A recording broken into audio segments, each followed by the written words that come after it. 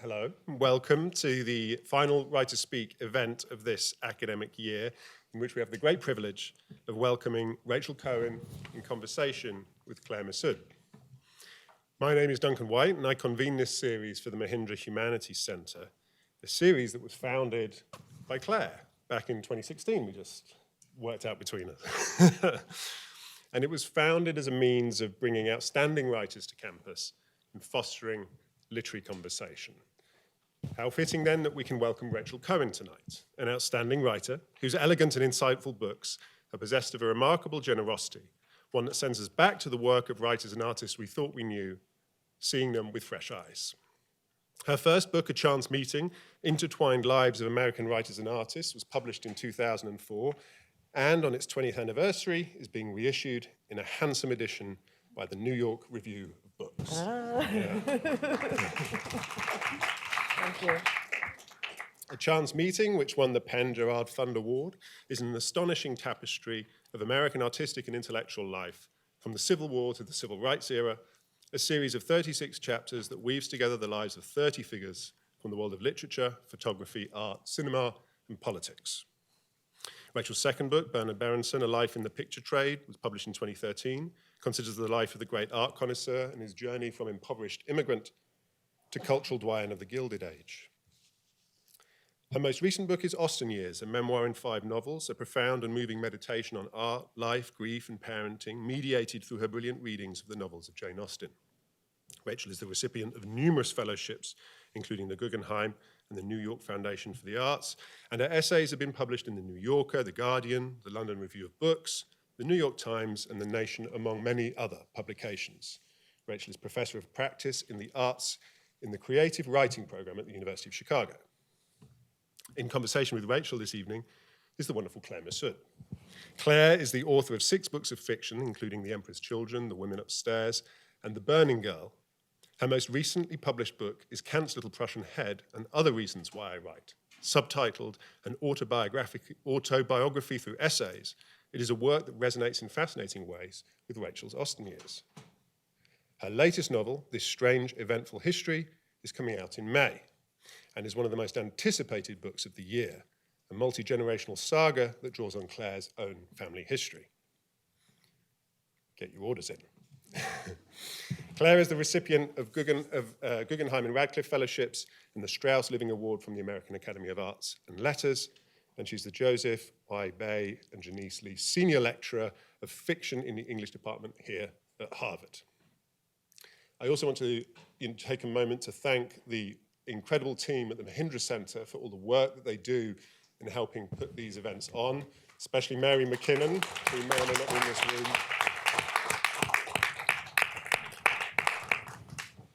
And before we begin, I'd just like you to please double check that your cell phones are silenced. There are going to be opportunities for questions at the end. And so just when we get to that stage, please raise your hands and we will get to it. So, okay, join me in welcoming, please, Rachel Cohen and Claire Messud. Thank you. I better turn it on. Did you turn yours on? I don't think so. Whoop. Is that what I'm to do? Am I on? it I'm on? on. Okay, I'm on. wonderful. And Rachel's going to read a little, I think. That's what I'm going to To do. start. That's what I'm going to do. Thank you all for coming so much. It's a delight to see you. Many familiar faces and some unfamiliar faces. This book that that's kindly being celebrated here tonight is it's called A Chance Meeting, and in its new edition, it's called American Encounters. And it's a book of 36 essays, and in each essay, 2 different people encounter each other. And the encounters all overlap. So in the first chapter, Henry James is a small boy, and he has his photograph taken by Matthew Brady. And then Matthew Brady returns in another chapter and takes Walt Whitman's photograph, and in another one takes Ulysses Grant's photograph. Meanwhile, Henry James goes to Europe and meets other people, and his brother William James is a professor of both W.E.B. Du Bois and Gertrude Stein here, not far from here at all. And this kind of tangled web covers about 100 years of American history, winding up with Norman Mailer and Robert Lowell in the Anti-Vietnam War March in 1967. So there's a great range of different figures in the book, and there's a hope to sort of see in these intimate encounters where people see a sort of derive something from the personal moment, an unfolding history that might have larger reverberations. So I'm going to read a little bit from one of those encounters now, and it's actually, in some ways, an uncharacteristic one because it's the only one where the meeting doesn't happen. All the others, the meeting does happen, but sometimes you can see something interesting by seeing the negative, by seeing what's missing. This is an essay about a meeting that didn't happen between Willa Cather and Catherine Ann Porter, but it really could have happened because they knew so many people in common. They had many different ways that they might have met. And I found touching and interesting that Catherine Ann Porter wrote an essay about not having met Willa Cather. And I also found very compelling that Willa Cather wrote a beautiful essay called A Chance Meeting, which is where I got my own title, about meeting Flaubert's niece in France. So that constellation of things made me want to read for you this evening. Chapter 17. Willa Cather walked steadily up Fifth Avenue. She had worked well that morning for her customary 3 hours, and she had finished a small, difficult section of her new story. The day was warm, but not too warm, and she found she was looking forward to having her photograph taken. Sometimes she dressed formally for photographs, in floor-length gowns and elaborate jewelry, and at other times she had dressed as a man in a suit. But on this day, she was carrying with her a white midi blouse, of the kind she always wore when she was working, with a little dark tie. The photographs were to be used for publicity, and she wanted to look as if she were equally at ease in the West, where her new book was set, and in the city in which she lived. The past 2 years had been busy ones. She had published My Mortal Enemy and completed Death Comes for the Archbishop. She wondered whether this novel would really be understood, and later she would write to Carl Van Vechten that his liking the book gave her great satisfaction. She had worried that city readers wouldn't know what to make of it. Still, she had a certain pride in standing her own ground, and perhaps this was the feeling that came to be uppermost in her mind as she made her way uptown. This is Cather. This is the photograph that got taken of Cather that day, and if you've ever seen a photograph of Willa Cather, it was probably this one, taken by Edward Steichen, whose studio she's about to arrive at. A Steichen studio, I love thinking about Steichen's studio. It was, he was very dramatic, and he would always kind of set a stage for his photographs. And later he had a studio where he installed a freight elevator that went right into the studio, and he would show up in his sports car and he would drive into the freight elevator, and then he would be taken up to the second floor where the photographs were, and he would drive out and park next to the reception. And then he would say, "I'm ready to take your photograph," you know, so it made a big impression. Anyway, he really got Willa Cather, and in the photographs that Steichen took of her, which became the best-known photographs of her, she looked happier than she did in any other images. The whole warm goodwill she had, her authority, her fine and resolute judgment, and her absolute assurance, all these were present in her face.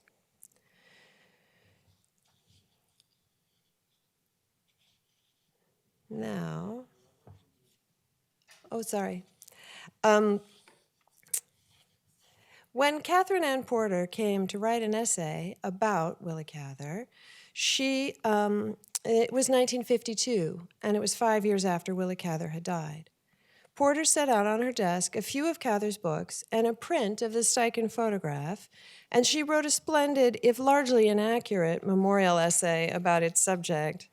Catherine Ann Porter, she was a fiction writer, and accuracy was not her business. I love that when Porter was turning 29 and living in Denver, she was also doing work as an actress, and once she appeared in a play and then gave herself an excellent review the next day in the local paper. Yeah. Anyway, so she wrote this essay about Willa Cather. And she kind of mischaracterized Cather in certain ways, but she also saw something about her childhood and how she had grown up and the difficulty of coming into herself and her own writing. And then this passage is the passage I want to finish with, and then we'll talk. The truest impulse in Porter's essay was in her first sentences, where she tried, painful though this was, to acknowledge that she had made a mistake. Between them, she and Willa Cather had sundered a link that ought not to have been broken. I never knew her at all, nor anyone who did know her, do not to this day. When I was a young writer in New York, I knew she was there, and sometimes wished that by some charming chance I might meet up with her, but I never did, and it did not occur to me to seek her out. There are 3 or 4 great ones, gone now, that I feel too late I should not have missed. Willa Cather was one of them. Feeling that there was no substitute for having her own impressions of those great ones, Porter wrote simply, "It would have been nice to have seen them, just to remember how they looked." Thanks.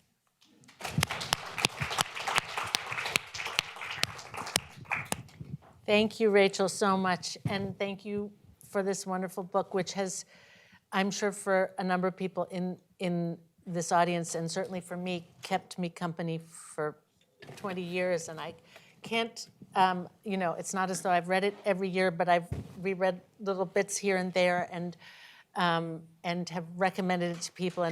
And when I'm trying to describe it, I often cite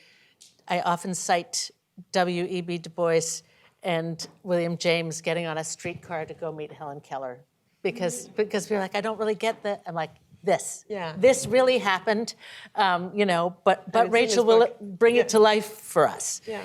And I suppose, I mean, there's so many, I have so many questions. This is such a treat, but maybe, and one of them is about the distance between then and now, but maybe you would cast yourself back to the writing of the book now long ago, insofar as you can. And you write in your original introduction, I think, that it took 10 years, and it started with you driving around the country with a bunch of books in the trunk of your car. Yes. And I thought maybe you might begin there. You could begin there and perhaps bring that scene to life for us. How did you come to be driving around the country with a bunch of books in your back of my the car? trunk of your car? And how did that selection of books come to be? And then maybe from there into how did that They grew into Yes. this book. Yeah. It's particularly nice and strange for me to elucidate that history here, because it started right here. I was an undergraduate at Harvard, and I got ready to go into the world, and I really didn't know that much about anything, but I knew a little bit about many things. And I had the idea that I was going to write a book that would be like John Steinbeck's Travels with Charlie, or else Jack Kerouac's On the Road. I loved those books that were expansive and that went out and discovered things, and so that was my plan. And I didn't think too much about the fact that I was a young woman with my parents' old Saab and not a 60-year-old Nobel Prize winner with a Jeep and a standard poodle. I thought, it'll work. You get out on the road and the book arrives.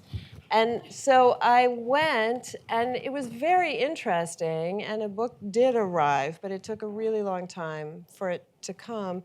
And part of what I was doing when I was driving around the country was I was going to different historical sites. So I went to the battlefield at Vicksburg, and I took Ulysses Grant's memoirs off a shelf in the gift shop, and it said, oh, these were published by Mark Twain. And I thought, that's really strange. I had no idea they knew each other, let alone that they had such a relationship. And so I started thinking about that, and then I went to Mark Twain's boyhood home, and I went to Willa Cather's childhood home, and I would pick up books and things, and I went to a lot of used bookstores, and all those things started to end up in the capacious trunk of my parents' old Saab. And so those were the beginnings in some way. And then I spent a long time trying to learn to write an essay that took 2 different points of view. I was really interested in. We tend to think of an essay as singular. It has the voice of the writer of the essay, or maybe it's a portrait of a person. But we don't really think of its possibility as a double or triple or quadruple portrait. or kind of voiced from different directions, revolving. And it turned out to be pretty hard for me to learn to do that. That was a part of what took so long in writing the book. But that was part of the project from the beginning, was to be thinking, how do I put two people on the page at once in nonfiction? What, do you remember what the first One was? Yes. I did start, I think, with Mark Twain, and there was a group of four, Mark Twain and Ulysses Grant. I found that Willa Cather had also met Mark Twain. The one that I read, Cather and Porter, and I think Grant being photographed by Matthew Brady. So those were the ones that I started with. So it was further back in history, and then I started to bring it forward. And how long was it? For those of you who haven't, I just have to hold up the drawing. Oh. Just hang on. Where's the drawing? Let's see. It's pretty close to the beginning. Oh, it's open in mine because I was trying to show it to somebody recently. So there you see. These are all the meetings that are in the book. That are in the book, and with the extra lines of how people connect. Yes. Right. Beyond that. This one goes to that one. That one goes to this one. Yeah. And did you draw that at home? I mean, before or during? This is. Or after? I drew an earlier version of it as I was working on it at McDowell when I was figuring out all the meetings. I had smaller groups, and then gradually I had the bigger group. And then I redrew it in a sort of final form when the final people were all organized. So when did you know what you were doing? That's a really good question. And for writers, I think, and maybe all creative people, like in retrospect, you can sort of say, like, oh, look, it all came out this way. But for a long time, I didn't know what I was doing. At first I was trying to write an essay that made sense and find somebody to publish that essay.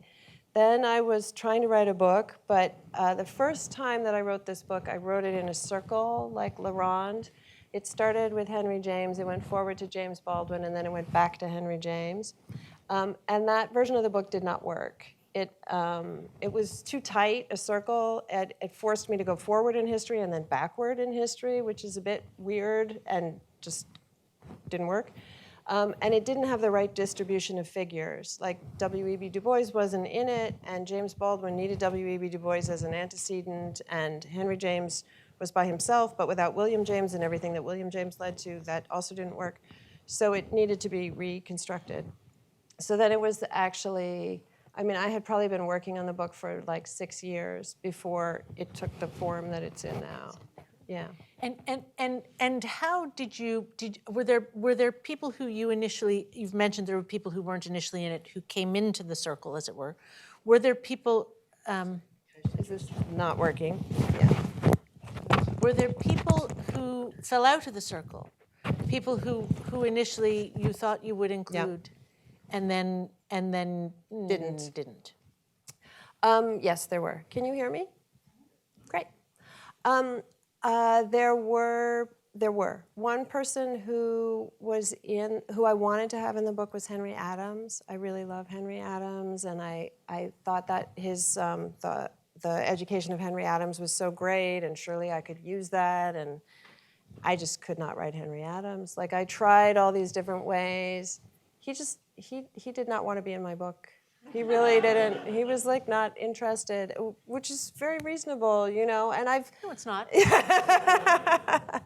Well, it's ornery of him. It didn't, I think he was a little bit, he had his own distances and his own way of doing things, and so I had to respect that. I think there were definitely people who I would, and then there were just, the pattern spreads endlessly, so there were also people who I found kind of late who I would have loved to include, but by that point there was too much already there.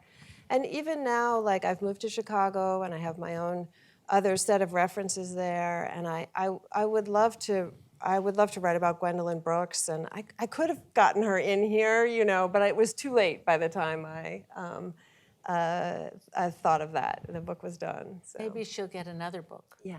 I mean, because one of the things that there's the composition is so exhilarating and wonderful.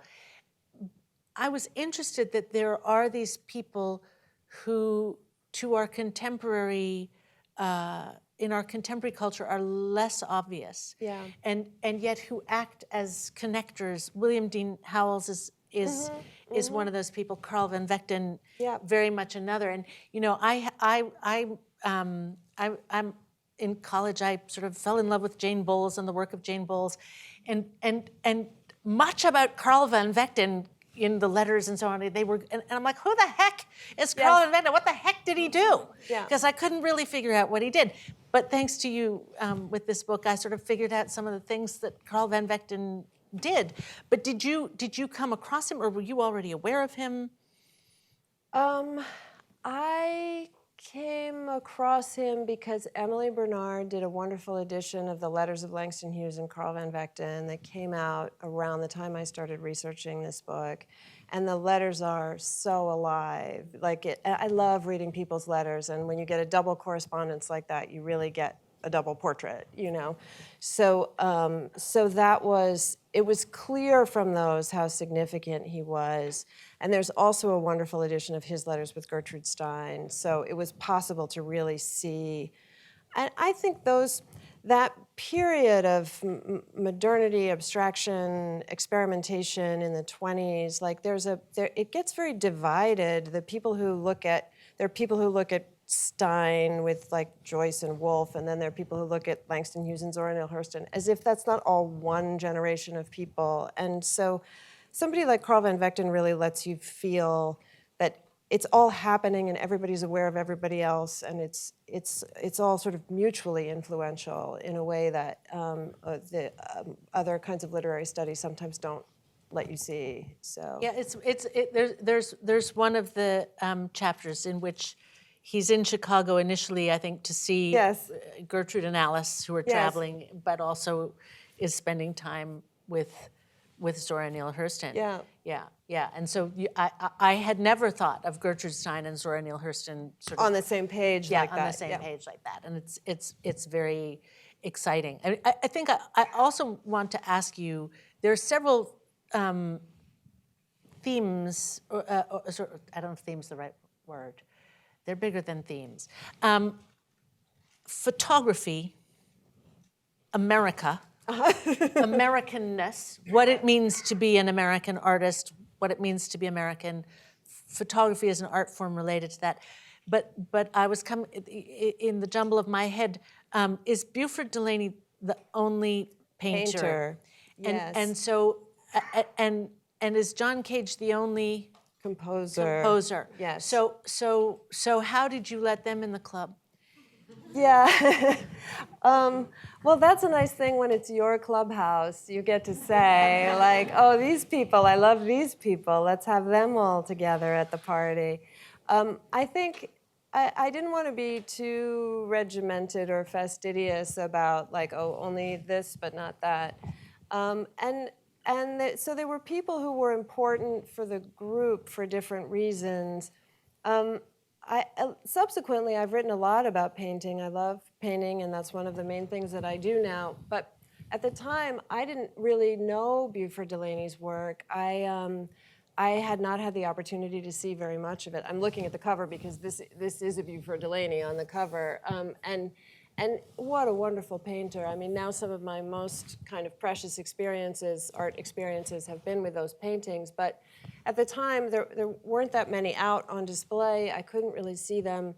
And I was not a famous writer who could call up a museum and say, can you get these out of the vault for me? So I just didn't have access. But I had James Baldwin's accounts of Buford Delaney. I mean, those essays are so luminous, and so he had to be there because Baldwin was a central figure, and for Baldwin, he was a central figure, and so he had to be there. And then it turned out that he was another one of these connectors, that he had drawn and painted almost everybody else in my book, that he knew Georgia O'Keeffe, and he knew W.E.B. Du Bois, and he used to go to Stieglitz's studio, and it was one of these things Although where he never offered him an exhibition. Stieglitz never offered him an exhibition, never. We can hold that against Stieglitz for sure. So it grew. Then there was a rightness about it, and I saw how to do it. And John Cage, I love John Cage, and it was partly his inheritance of thinking about time, his way of considering time, that I could see lineages. Marcel Duchamp is in there. It's in a book about Americanness, but it's also got some people who were born other places, because it wouldn't make sense to. I mean, it's not a presidential election. It doesn't have to be people who were born here. Over the age of 40. Yeah, totally. So Duchamp was important, and he was another link between different people. And John Cage's, I was interested in time. I mean, it's a book about time. It's a book that suggests different kinds of time experiences and suggests lengths of history and different lengths. And so the idea of Cage as somebody who experimented with time, who made that piece, which is only time, 4 minutes and 33 seconds, that's just about duration, that was interesting to me, and I loved the way that inherited things, grisly, difficult things from Ulysses Grant, who was a time artist. I mean, that's what made him such a good general, was that he was actually able to get things to places in time to have victory and death, like that was and Grant was the one who originated people synchronizing their watches before before going to battle. And so he was really, really conscious of time. And so I was just interested in that as a lineage, whether or not Cage is exactly thinking of himself as drawing on Grant. It's interesting that with a hop, skip, and a jump of 2 or 3 figures, you can get from one to the other. I want to come back to Americanness, Yeah. but just a quick thing about time. We've talked a little about how you came to the array of people, but the sort of span of a just over a century. I mean, it's one of the things that is so wonderful about the book is that we see different artists at different ages and in different roles, as a young recent student, and then at W.B. Du Bois as a sort of young man, and then as a then great as somebody eminence, that people are trying to overthrow his exactly. authority. And it's very, we see that in numerous figures, the sort of sense of the evolution of a life, but of the interweaving of lives. And did you, you mentioned that there was an early Henry James to James Baldwin and back, so it sounds as though you had from very early on a sense of that century, Of the spread. the span. Yeah, I think that's true. I think I did have that feeling that I wanted it to come forward, and that I could sort of feel that there was a rightness about that span. But it did take a while to learn to pace the lives so that they overlapped and went forward in that way. And it took me a while to come up with the structure that, at first I had the tight structure that one would lead to the next and the next would lead to the next. And I needed them to kind of leave the stage and come back in a various sort of choreography. And that, I really tried to, it's nice that you noticed the different ages of them.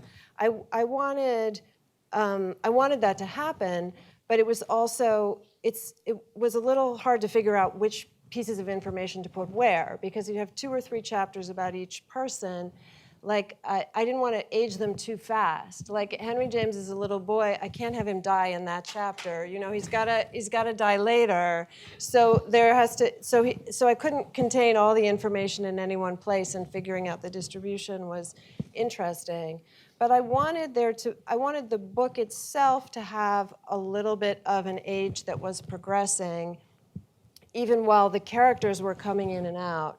So the subjectivity of the book moves from childhood toward maturity, and then gradually toward a kind of older retrospective view, so that you have Langston Hughes and Carl Van Vechten really looking back together toward the end of the book, so that there's a movement that's a little bit like a biography of a single person, but it's shifted from one subjectivity to as it goes through, so that you have a feeling of age progressing, but it's a different person who is that age, if that makes sense. It does, but it's interesting then to end with Mailer and Yes, Lowell. it where- doesn't end at the end. Right. It's a loop. So you Yeah. have, again, the beginning of some new things, some emerging people, some energy, some next possibilities.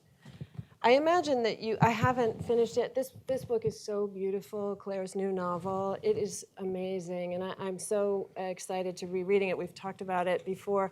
But it also has figures at different ages kind of coming in and out. So you must have thought about this a lot, too, of kind of There how are to- fewer of them, though. I don't. There are way fewer. Just way fewer. Yeah. But now America. Okay, Now all right, America. America. So this. I mean, I was really. I don't recall being so struck by it as I was this time in rereading, in this with the idea of photography as an American art form, right? The idea, starting with Brady, this idea of seeing things in a new way, of bringing a new art form, and then interwoven with the literary arts, but photography remains recurring, and I'm interested. I'm interested in everything about that, and whether that was something that you, growing up, were thinking. I am thinking of myself as American, and I have an American context, or whether it's something that you came into a consciousness of while reading and encountering these artists. Yeah. And what does it mean? About Americanness? I mean, I have a lot of hesitations about it's always been part of the subtitle. It's American Encounters in this one, and Intertwined Lives of American Writers and Artists was the original subtitle.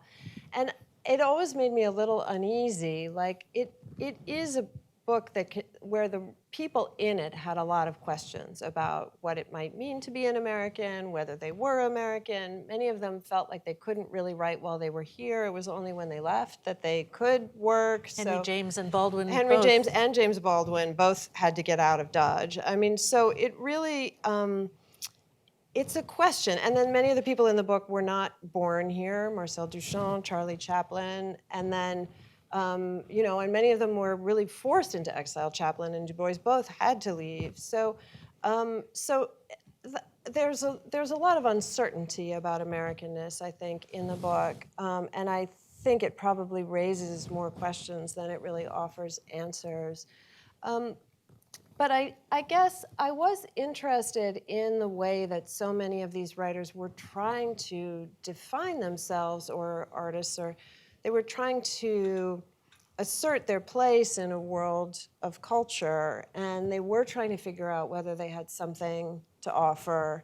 And so that felt like something I was sympathetic to, and those were questions I had myself. And so I felt like that was a place to begin, maybe.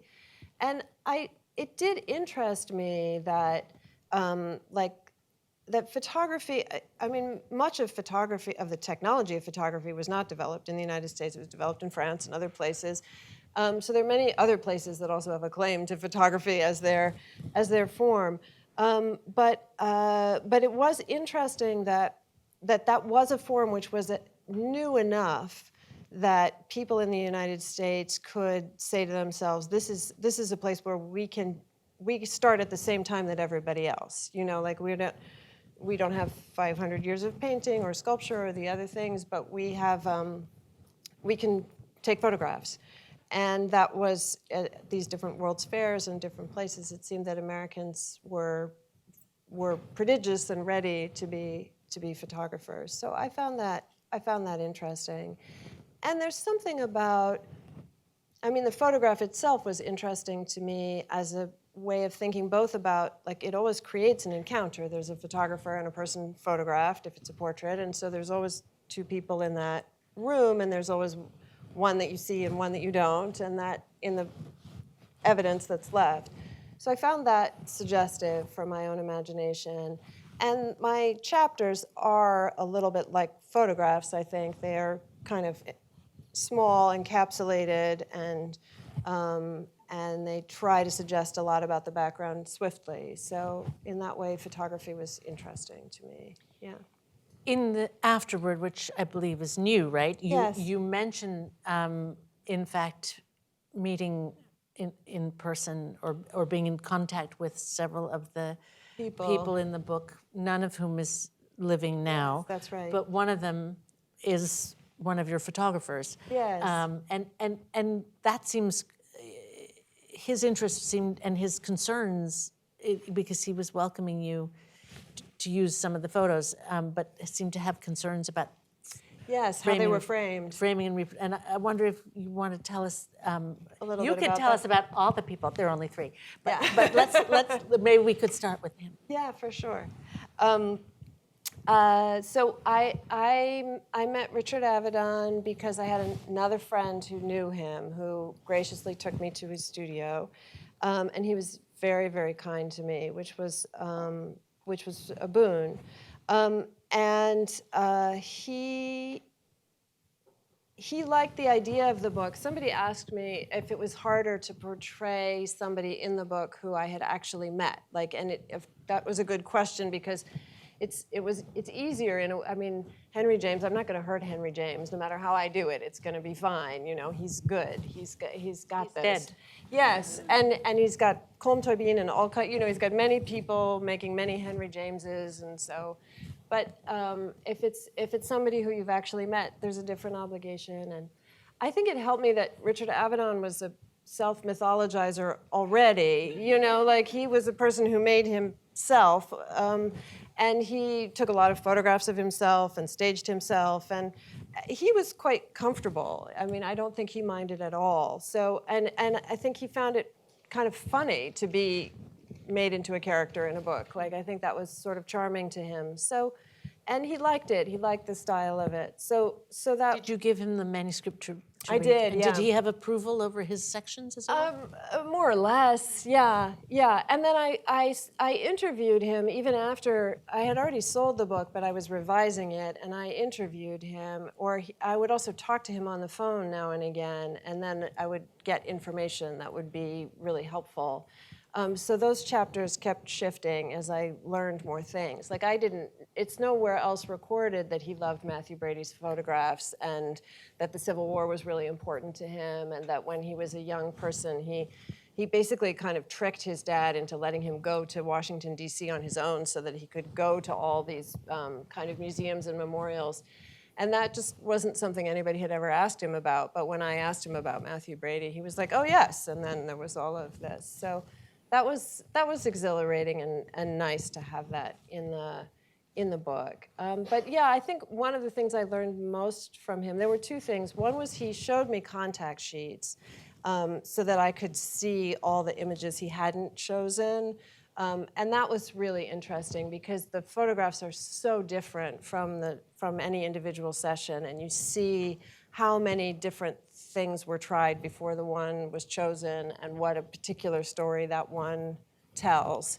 And he showed me the proofs for Langston Hughes and Carl Van Vechten, and they really they looked so different than the one that was chosen. And also he cared a lot about how they were framed. And we had a whole meeting, and he sat me down, and his whole studio did all this work. And Avedon sometimes liked his photographs with no frame, and sometimes he liked them with these black lined frames. This one is Robert Lowell.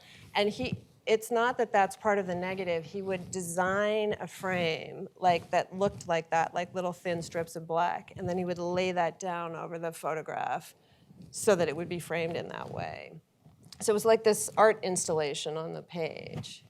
Did he comment at all about the rationale, about how he would make that decision or not, or what it signified? He didn't, and I didn't really ask him. I just took in the significance somehow of it. But they're irregular, and I think they do suggest film negative to people. People often think that they're part of a negative somehow that's been left there. So I think he liked the rawness of it, that it suggested the print in some way and made that present on the page. It didn't just seem like, it's true that it distinguishes it, say, from digital images or something, which have those invisible borders, where you can't tell what the edge is. Is that true? I'm not I sure think I it's remember. true. Like Okay. if you're looking at a picture on your phone or something like that, like the edge is really de-emphasized. Right. So it's sort of opposite to that. Yeah, it's like this is a photograph. Norman Mailer didn't give you as much time, though. No, I had a short phone conversation with Norman Mailer. That's true. That's true. Yeah, I tell this story in the afterword that I wrote, but that was a funny experience because I had never done an interview before. A lot of things happened backwards for me with this book, so you don't really want your first interview to be Norman Mailer. Like you kind of want to. You kind of want to talk to, like, your neighbor, maybe, or somebody. Yeah, Interview your mom. Exactly, yeah. Or even like Claire, like somebody who you know and can talk with. And I didn't know, I wasn't a journalist. I had no training as a journalist. So there was a time set for the beginning of the interview, and I thought it was probably like a dinner party. Like you don't go right on time, you go like a little late because you don't want to bother them. And so I sat by the phone, letting the time go by so that it would not be exactly on the hour. And Fashionably late. Yes, right. Thinking like, how long, do I give him 5 minutes? Do I give him? And the phone rang, and it was Norman Mailer, and he was like, "Are you calling me or not?" I was like, "Oh my God, I'm sorry." But then he hung up because the proper thing was for me to call him. Also, I don't know if it was still a time when there was a phone bill Yes, that you were worrying about. So. And it was I going to think be on your it was dime. a long distance Yeah. call, Yeah. So Not on my it dime. was- Exactly. So I was to call him, which I did. And he was nice. He was gruff. He was a gruff person, but he liked the idea of the book, and I think he was pleased to be in it. He too was a self-mythologizer, and it was fine with him to be made into a character. And I think he recognized the character I had made of him because it drew heavily on the character he had made of himself, especially in Armies of the Night, where he's a character on the page there, and I borrowed that really. But he did want something changed, which was an ethical dilemma for me that was interesting. Many of you probably know, Norman Mailer stabbed his wife, one of his wives, and it was a serious event, and she was mortally wounded, although she recovered. But he wanted me to include that he had stabbed her with a penknife, and I didn't have the weapon in the book, and so I had to think about that a lot because the reason he wanted me to include that was because it made it a less violent act. Small knife, yeah. So it was a penknife, but I also felt that if I only made that change, that it would no longer be objective or something, that it would be turned toward his demand, yeah. So I added, which had not been in there before, that he stabbed her very close to her heart and several times, so that the gravity of the thing would be counterbalanced. So, and that was a very graphic and sort of specifically complex version of it, but I was always having to do that kind of balancing act because there's not that many details about each person in the book. And so the things have to really read and be truthful and be balanced. There has to be a sort of judiciousness about it. So, because everybody has in their lives all these things that are, that you wake up in the night and wish you hadn't done, and that and then some people have in their lives very terrible, violent acts, and you have to be thinking about the balance of the life and what their friends thought of them and how it seemed at the time and how it seemed later, and try to find the details that will suggest the range without diminishing or minimizing the, gravity. Which brings one back again to time, right? I mean, that in Yes. each of these small, relatively small pieces, you're as you said before, you're managing the interactions or the flow of time that will create an overall impression, but you're also managing a past and a present. And I mean, you're managing the time, and that leads me perhaps to a slightly different question, which is about the time of the 20 years since the book came out. and Yeah. and what it has felt like for you, to go back and revisit it with in light of your other wonderful books, and as you say, all the writing about painting that you have been Other doing and the other I've things, done, yeah. and how it's felt and what it means to you now, this book. This book. Well, it's a very nice thing. I mean, I feel incredibly fortunate to have a book come out. I love the New York Review Book Series, and it's a real blessing to get to have a book in that series, and for this book to have its home there. So my main feeling is just sort of incredible gratitude and joy. But I think in terms of the book itself, I'm relieved that I still really like the book, which I think is, you might not. And I do think that it's partly because I wrote it like 4 times, and the original version was rejected by many editors. It went through a long process. And in that way, I think it was a little bit more like a second or third book, even though like it has some other books behind it, although it is the first book I published. And that, I think, has helped it to have a little bit more endurance and to be ready for the battles of life. And I think, I think it's one thing that I find interesting is something you mentioned before, the fluctuations in reputation, like people who were known then and not known now, or I think at that time, Norman Mailer was still a pretty towering figure. Then I think he had quite a decline. He's maybe slightly returning, who knows, maybe not. Somebody like Carl van Vechten, his writing has not done well over time. Like there's a strong sense that he crossed a lot of lines that don't seem right to have crossed in terms of appropriation. But his photographs are much more present than they were 20 years ago. Now, almost any time you see a queer figure or a black figure or somebody from the Harlem Renaissance, it's a Carl van Vechten photograph. And so that has really, his presence is more felt, although his name is not always mentioned.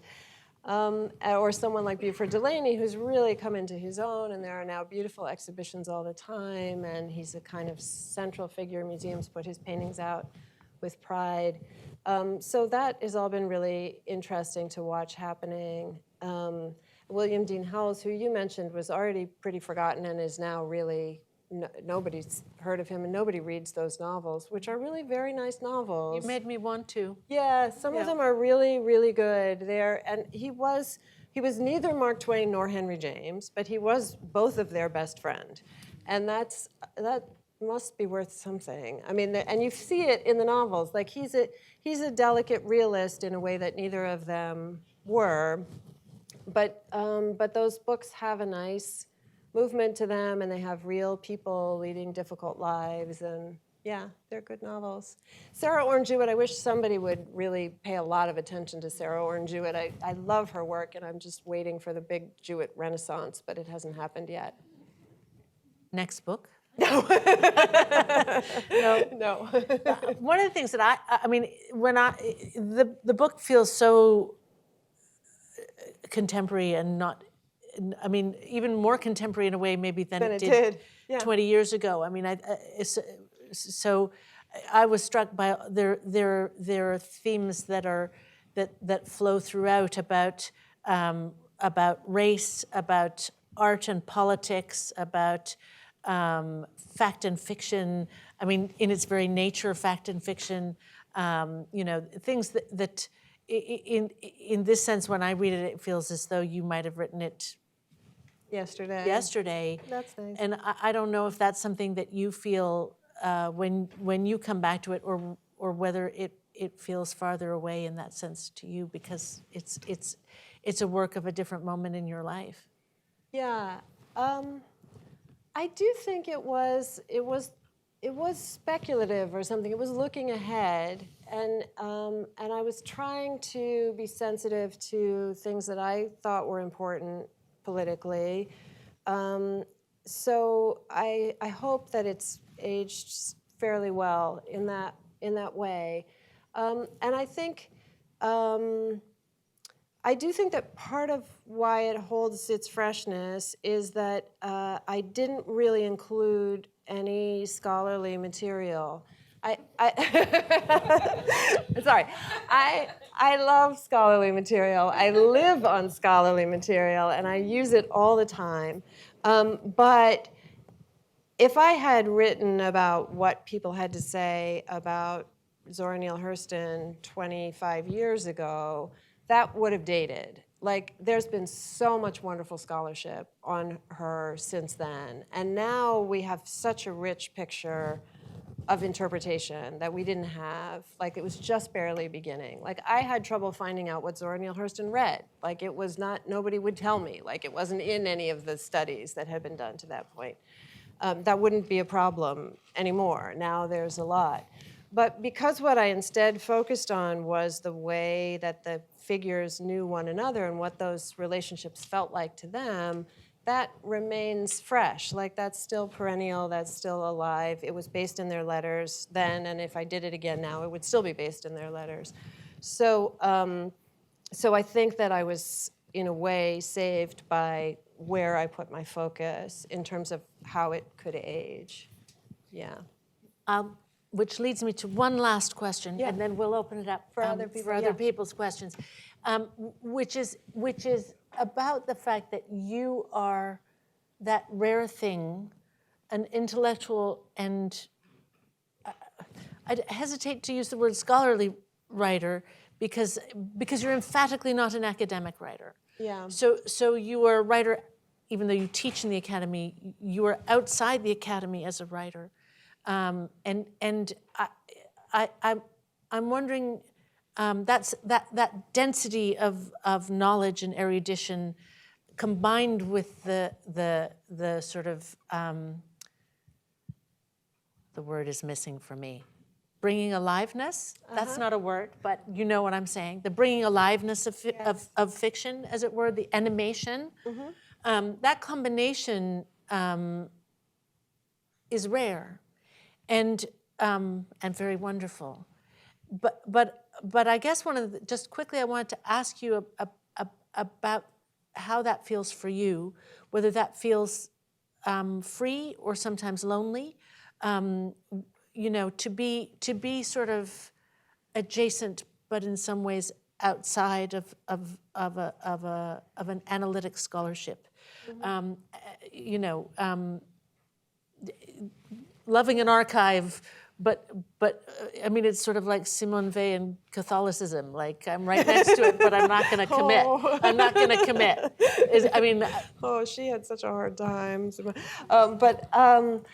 That's really nice and kind of hard question. I think, I mean, for me, getting to live in a university is wonderful. Like, I really flourish when I can talk to people who are studying things and deep in things. And but yeah, I guess I think that I sort of use intellectual work and historical work, but for fundamentally artistic purposes. Like, I think that's, so it's right for me. I teach creative writing, but I visit my colleagues in English when they're teaching the history of the novel. I go and do a class for them about Jane Austen, and I really adore that. But it's the weird class in their, you know, in their semester of more straightforward classes. And I think that's a good place for me, with one foot out the door, maybe, or one foot in the door or something. Everybody's lonely. Aren't we all a little bit lonely in one way or another? Like, sure, there are certainly moments where I feel like, oh, the thing I'm interested in is athwart the things that everybody's doing here. And then there are other moments where I'm in the creative world and I feel like, oh, but there's all this history and other things to know about. And, you know, but I feel there are a lot of good companions in the in-between area where I make my home. Yeah, yeah. Well, we're glad you're there. Oh, thank you.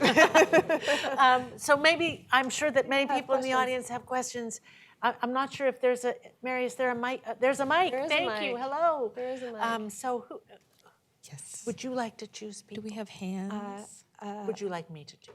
I'm happy for either thing. Why don't I defer to you? Well, we'll see who has a question. I think there's a, did you have a question? Yes, a gentleman here. In just, Oh, can we keep hands up? yes, sir, if you keep your hand up there. Okay, we'll start towards the bottom. Here you go. I actually wanted to pick up on the last thing that Claire was talking about, which is the creativity in your book and how you bring these people alive by presenting to your readers what they were actually doing and feeling like as though you were inside. And just if you could talk some about that creativity and the fact that it's not strictly historical. It's that's where you inhabit, that's where your creativity comes through. And it's one of the most wonderful things. It brings us inside. Thank you. Thank you so much. Yeah, the bit I read is characteristic of the beginnings of all the chapters have a sort of scene. They have a person doing a thing alive in the world. And I thought a lot about the first sentence of Mrs. Dalloway. Mrs. Dalloway decided that she would buy the flowers herself. The way that is, you're already in a complete character, like it's already alive in that first sentence. I really wanted to learn to do that in nonfiction. And so I spent a lot of time trying to find the place, the situation that would be right for the character. And I did follow also any leads that they might give me. So, what they were wearing. Yeah. Right, any details that seemed that were possible, you know, like if Walt Whitman, whatever he was wearing in the photograph, then I could use that, or but also the fact that Henry James himself wrote about having that photograph taken and what a big impression it made on him as a little boy to be photographed. That gave me a feeling that it was significant, and so that was the right sort of scene to begin with. You couldn't just start anybody anywhere. Like they need their kind of setting that would be right for them. And I did try to find gestures, any evidence of physicality that would feel like the aliveness of the people. So I was very struck that this is a sad moment, but Hart Crane, right before he committed suicide, there was an eyewitness who saw that he took off his coat and he folded it and he hung it over the railing of the ship. And so I knew that that had to be one of his most characteristic gestures, that had to be just a fundamental thing to him. So I used that gesture in another context, but I felt very confident that it was really his and deeply characteristic of him. Yeah. I just wondered if you ever found anything about a meeting between Walt Whitman and Herman Melville. Oh, that would be great, wouldn't it? I don't know anything about that. I wish that had happened. Do you know anything about that? No, that's why I asked. Yeah.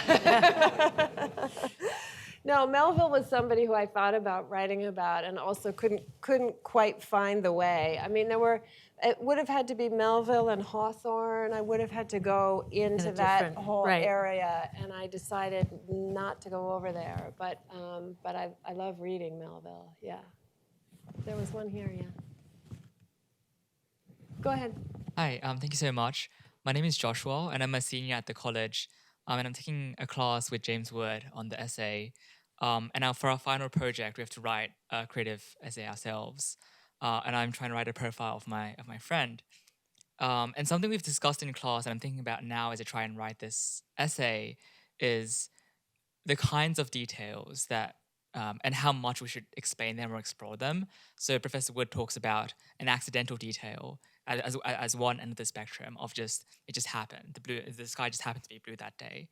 and at the other end of the spectrum is an exemplary detail of, he kind of explains it, of Jojo and the hanging, and you skip over the puddle, and that explains a lot and kind of explains what that meant for a couple of pages. So when you pick your details, how do you balance the kind of the accidentalness of a detail versus the, wow, this detail of the coat hanging meant a ton? Yeah. Yeah. Yeah, that's a very good question. I like that, the balance of accidental and exemplary details. I think one way of thinking about it might be thinking about the balance between the individual and the world. Like you, I'm always interested to have I think we put maybe a little bit too much emphasis on individuals and not quite enough emphasis on the world.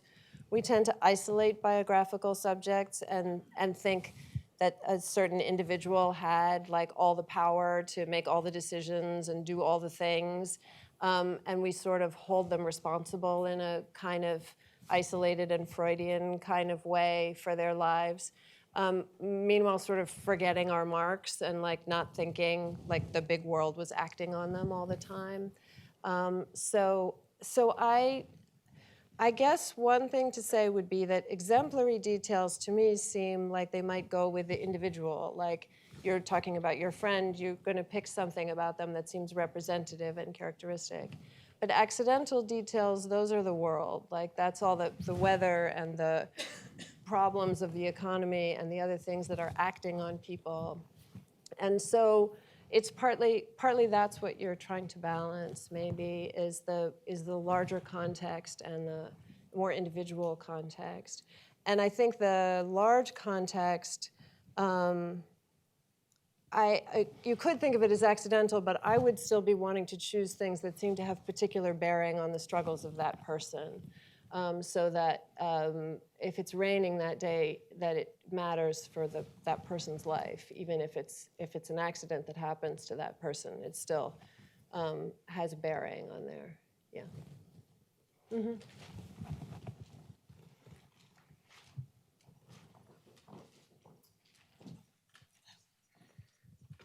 You mentioned leaving college and immediately driving around the country by yourself. How did your parents react? And how would you react if a 21-year-old child of yours, particularly a daughter, were to embark upon such an adventure today? Yes, it's a very good question. That my parents were very supportive, and I think it seems worth saying that they're both academics, and that my mother is a theater professor and a theater director, so she was between academia and the arts. And so in my own background, there's a lot that's like some of the things that we were talking about. But they were worried. And and they lent me this car that was like a tank. It was old and falling apart, but it was very solid.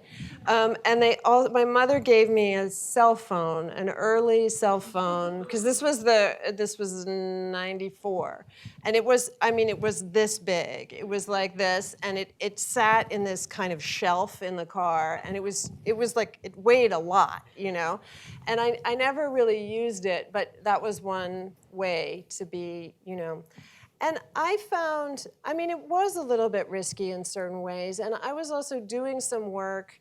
I lived in South Carolina for several months, and I was doing work on HIV prevention, because at that time in the AIDS epidemic, it had the disease had moved into more rural areas, and it was.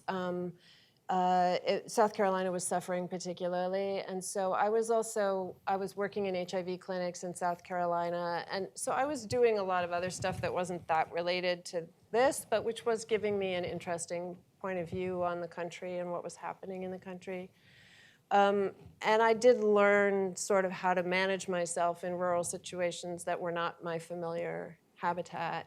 One thing I started doing was I stopped staying in chain motels, and I started staying in motels owned by somebody, and then I would ask them to put me in a room next to the desk so that I was sort of near to somebody who was going to be there.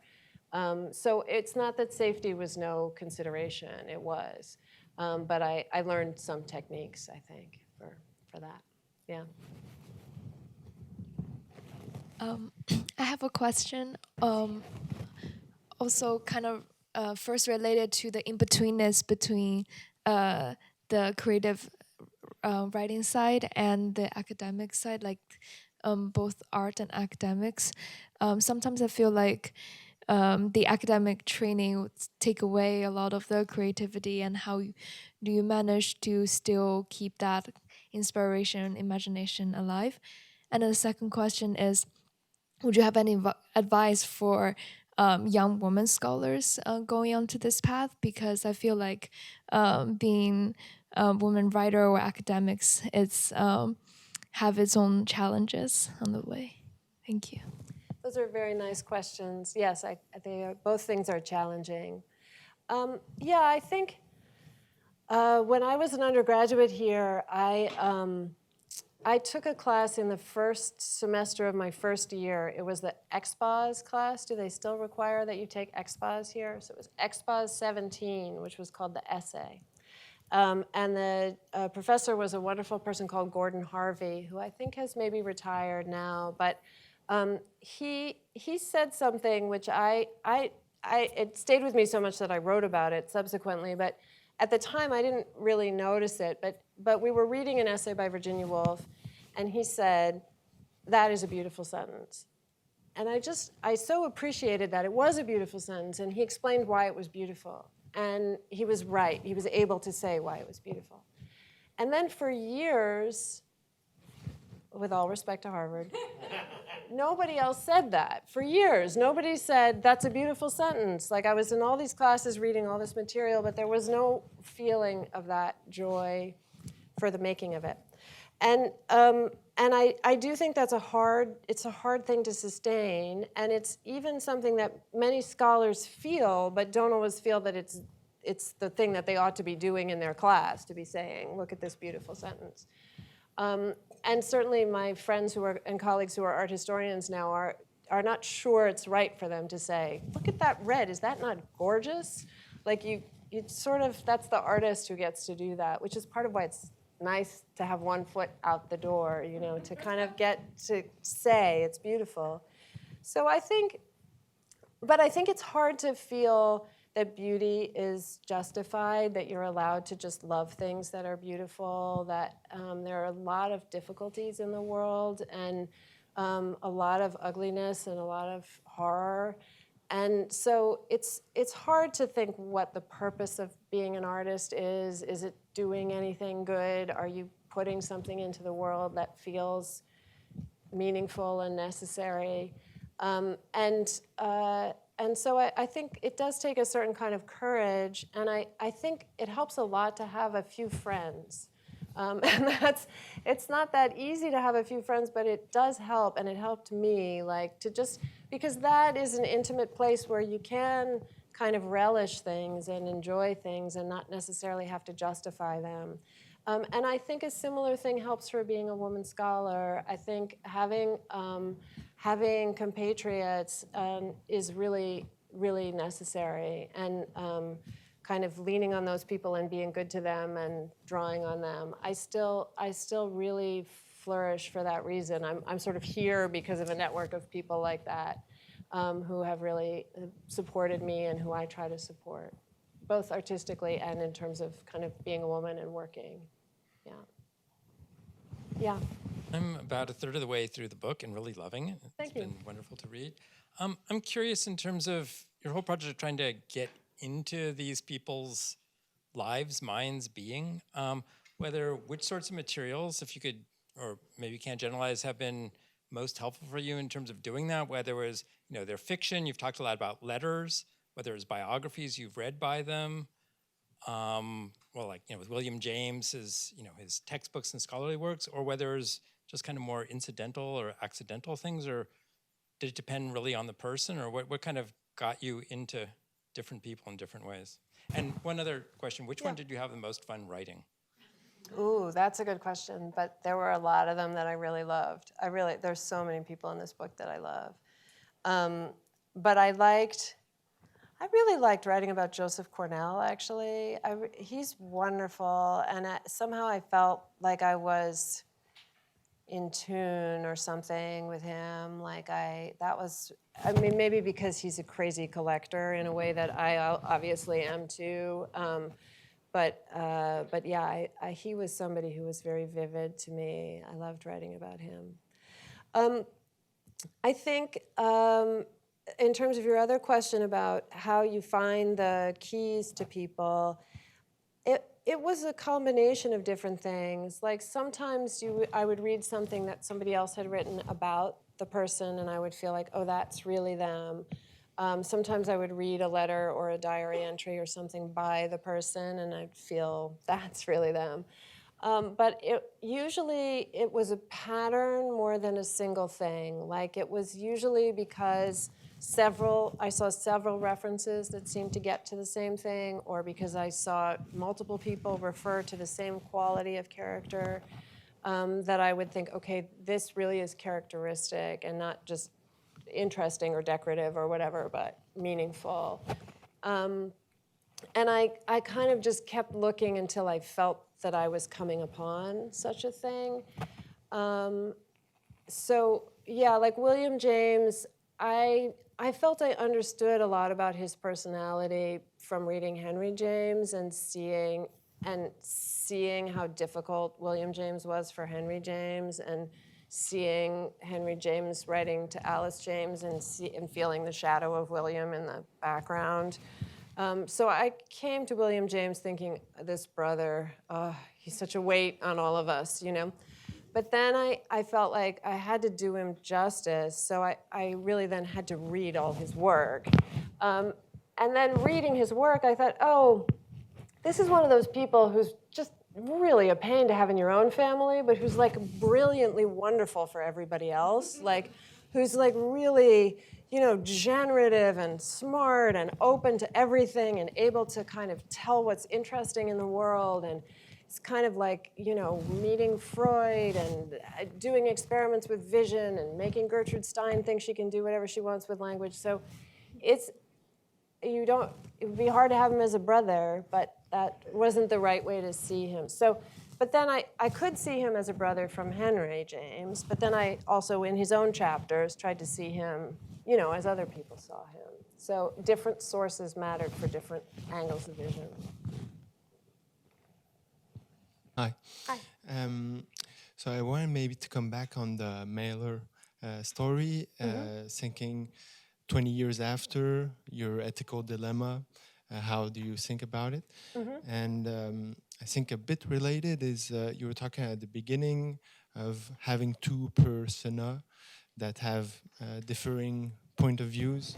And so as a writer, I struggle a bit with bringing diversity of points of views. And so if you can expand a bit on this, thanks. Good questions. I think I told the story about Norman Mailer because I feel like I can stand by the choice that I made. I probably wouldn't have told the story if I had a lot of questions about what decision I had made. So that might be self-protecting in a way. I still think that was about the right balance to strike. But I think that something that goes on interesting me is, I mean, Norman Mailer at that point, he was very, you know, he was a big force, but he was also, he knew he was getting older. He had his own concerns about his legacy. He knew that this was going to be one of many. I mean, I don't think he thought this would be such a significant book necessarily, but he liked the idea of it. He thought it was a good idea. And so he was also trying to influence how he was going to be understood in the future. And I knew that at the time, but I probably feel what that is differently now. I was pretty young then, and I'm not quite so young anymore. So I think probably I understand some dimensions of that action. I don't know that I would do anything differently, but I might understand it more than I did at the time. And for different points of view, I mean, I think If we were in a writing class together, I would give you lots of technical ideas about like things to do. But I think one thing is that you can, with short sections, you can move quite far. So that if you start with one person and then you make a break, you can kind of start with somebody else. And I think that people underestimate how far a reader is willing to move if you want to reset and start with a different subjectivity or a different place. So I think you can actually move with a lot of freedom if you make a break of some kind. And I also think that you can do a lot with the secondary texture of one section that then kind of arises and becomes a primary texture in another section. So that if somebody makes a fleeting appearance in one place, a reader is more ready to take them on as a central subject in another place. So it's partly, as say in a painting where you might distribute color a little bit, like you wouldn't maybe only have one red area, you might have red concentrated in one place and then you might have a few spots of it in other places. So the sort of focus of attention, if you distribute references in the larger canvas, then your reader is more able to shift focus as you move to a different person. But I think I would say that. Perhaps, yes, and maybe this one the or last two, question or a maybe couple more two more questions? questions, and Yes. then and then So we'll. let's have Emily and then you, and I'll tell you. And that was a perfect segue into my question, you bringing up painting and having read in various parts, because for me, what I love about this book is how not only is it visual, but for me, it's also sculptural. In other words, you've in so many times have built a space for me to enter, and you're telling me what's on the wall and how these people are interacting in this space. So it feels that you're bringing in sort of all sides of creativity. But what I started to wonder was, there's one point where you're describing somebody's room, which is a library, which is a floor-to-ceiling, books. How much was involved with actually doing visual research as far as looking at photographs of where people lived or what Cornell's studio looked like down in the basement, that sort of a thing? Yeah, I did a fair amount of that, and those visual details, because I am oriented that way, were really helpful to me. So like I think I read that William Dean House had floor-to-ceiling bookshelves, but then that stayed with me that that would make sense, that would define that space, and that would indicate the way he venerated books and how he collected them. And Joseph Cornell, there is pretty good documentation of like those crazy files he had and all that stuff in the basement. And so I was partly looking at photographs. But yeah, I'm very interested in making spaces and in trying to if you collect up elements that are disparate in a space, you can kind of get the feeling of the whole space. Emily could hear me, but nobody else could. I'll just hold it, thanks. If you put different elements around a space, then you can kind of collect up the whole space. So that was one thing I thought of doing, yeah. Last question, thank you. I have a question about your comment about Stieglitz and Delaney. You've speculated a lot throughout your book, which is wonderful. Do you have some sense as to why Stieglitz did not Give Delaney a show. Give Delaney, and you made a point of saying that in your comments about, I know Stieglitz introduced, he was a photographer, but he introduced America Certainly had to many shows of paintings. many painters. But why do you think, in your he didn't do Delaney, particularly since you have grown to like him and grown more knowledgeable about Delaney? Yeah, Curious. thank you. I mean, I left it open in the book because I assumed that readers would probably make some of the same kinds of guesses that I make, which I think that there was a race element. I think that if Delaney had not been black, Stieglitz might well have given him a show.